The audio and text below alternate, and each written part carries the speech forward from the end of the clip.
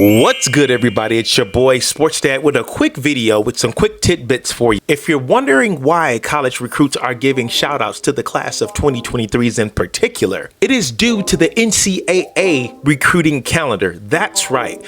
On the NCAA official website, and I definitely encourage you to go and check it out because there's some great information on there. But you have some great information at your fingertips. But on the actual website, you will see the NCAA recruiting calendar for football for 2021. On this particular calendar, they have it laid out on when and how they can communicate with recruits. From freshman to sophomore, from freshman all the way to your senior year, they have it listed out on how they can actually communicate, how and when that they can communicate with recruits. So when looking at this calendar, the date that's sticking out to me is September the 1st. So let's take a look at it, right? So let's just look at the junior and let's just take a look at the junior and the seniors, right? Let's just take a look at the juniors and the seniors. Recruiting material and electronic transmission.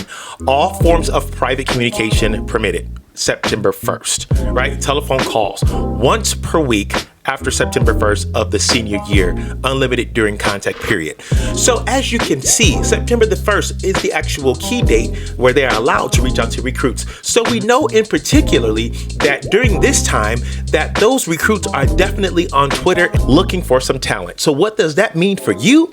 What that means is that number one, you have to make sure that you have an active Twitter account. And what I mean by active is that making sure that it's up to date, making sure that you have your stats and all that good information out there, your GPA and your huddle link listed in your profile. In addition to that, we are probably going into the third week of football. So what that means is that you should have some level of highlights, whether it be from week 1 and week 2, posted on and pinned to the top of your Twitter page.